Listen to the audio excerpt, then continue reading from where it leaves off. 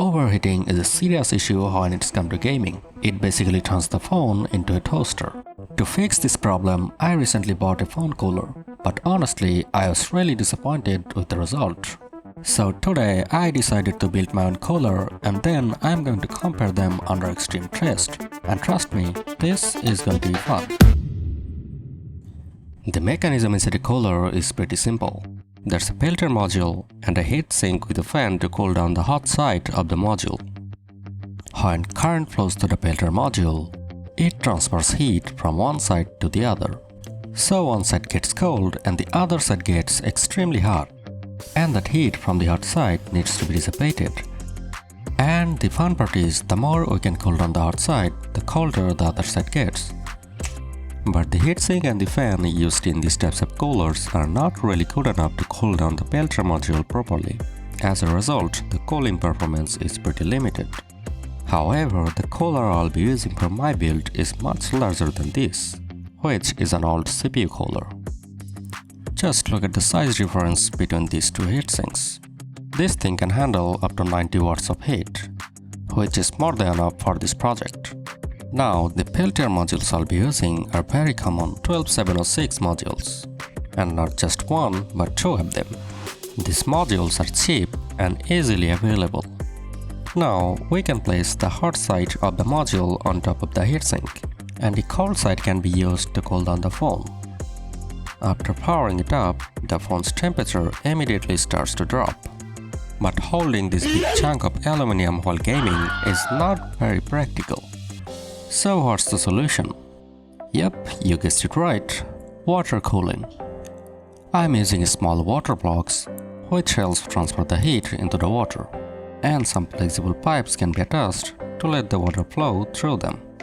Now the Peltier modules can be placed on top of the water blocks. Cold water will enter through one end and absorb the heat from the modules. Then the hot water will flow out through the other end, carrying the heat away. Now I'm using a small piece of aluminum sheet, which will act as the cooling surface. And this will be mounted on top of the cold side of the Peltier module. And don't forget to apply some thermal paste before putting everything in place. Otherwise, it will act more like a toaster than a cooler. I'm also adding some magnets, which will help the cooler snap onto the phone. And a little adhesive can be used to hold them in place. Now it's time for the enclosure. And acrylic sheets would be a great fit for this project. After cutting them to the proper size, I'm sanding one side with some sandpaper.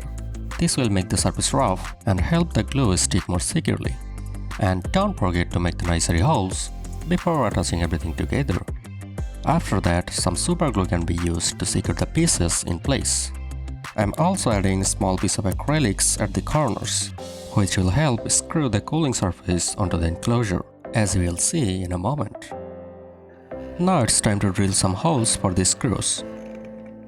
After all the holes are made, some small screws should keep everything together. But there seems to be a problem. The tip of the screw is slightly sticking out from the cooling surface. This can create a gap between the phone and the cooler, resulting in poor cooling performance. So I'm using a bigger drill bit to make a wider groove on the surface, just enough to hide the screw tip. Looking nice. Now the rest of the empty space can be filled with hot glue. This will keep everything securely in place inside the enclosure. And before closing it with the back panel, I am adding a small piece of acrylic that will apply pressure to the water block and prevent it from lifting away from the Peltier module. Now the back panel can be attached using some super glue. And finally, after a bit of sanding, the cooling pad is ready to go. Now, if you find this enclosure a bit difficult to build and want an easier solution, you can simply go for 3D printing. Oh, and if you don't have a 3D printer, then today's sponsor might be exactly what you need. Meet Rapid Direct. Rapid Direct is a professional custom parts manufacturing company that offers services like CNC machining, injection molding, 3D printing, and many other manufacturing options. Perfect for your own project.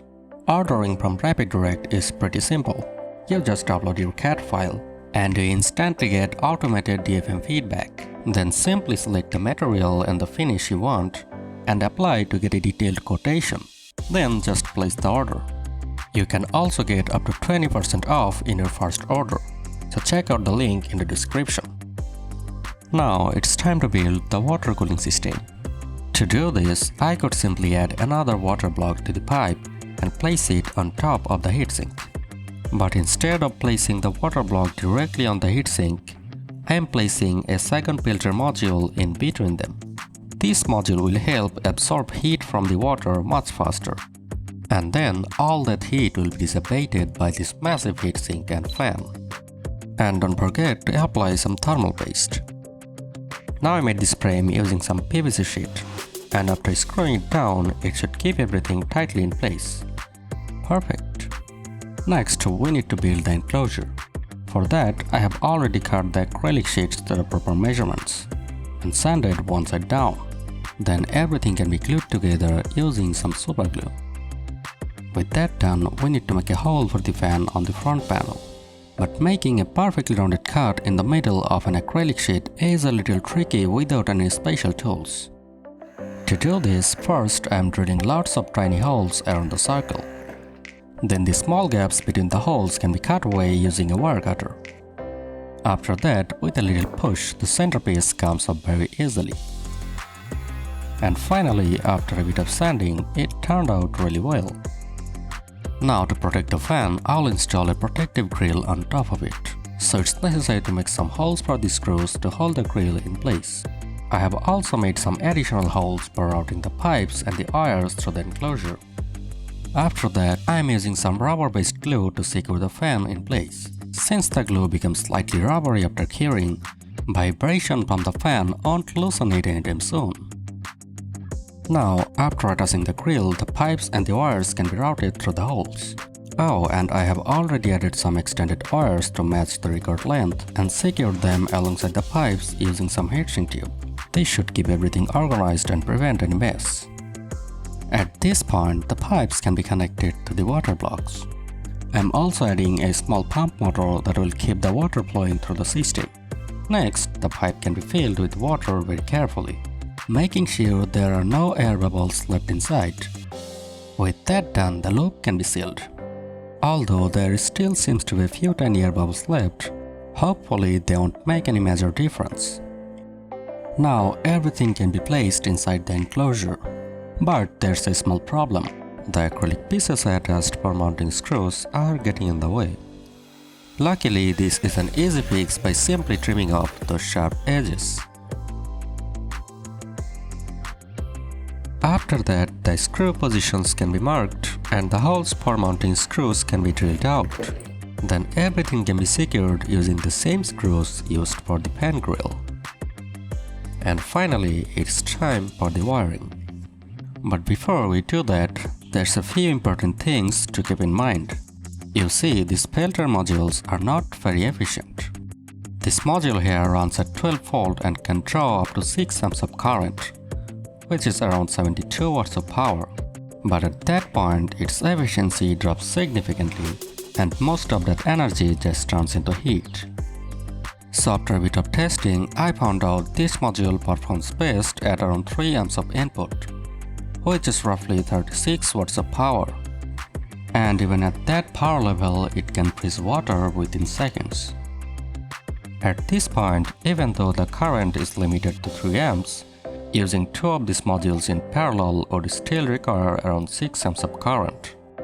Now even though I'll be using this 120 watt power brick, which is capable of delivering 6 amps, but running it continuously at 6 amps will push it to its limit, causing it to overheat and damage the brick over time. So instead of connecting the modules in parallel, I'm going to connect them in series and run them at 20 volts and 3 amps. That way each module will get 3 amps at 10 volts, which should be more than enough to power them properly. And since this power brick can deliver up to 20 volts at 6 amps, it will only be using around half of its power. But the question is, how do we even get 20 volts from this power brick? That's where these modules comes in. It can trigger different output voltage and everything can be configured using these tiny switches. And to limit the current, I'll be using this buck converter, which also has a built-in current limiting feature. After setting the voltage, the power line can be connected to the buck converter and adjust the output to 20 volts at 3 amps. Then the Peltier modules can be connected to the output of the buck converter. And some double-sided tape should keep it secured inside the enclosure. With that done, we need another small buck converter to get 12 volts, since the fan and the pump motor both runs at 12 volts. After everything is connected and secured inside the enclosure, it's time to close everything up with the back panel. Since the air from the fan needs a way to escape, I am drilling lots of tiny holes into the back panel that should provide more than enough ventilation. I have also made a hole for the USB Type-C port and another larger hole for the power switch.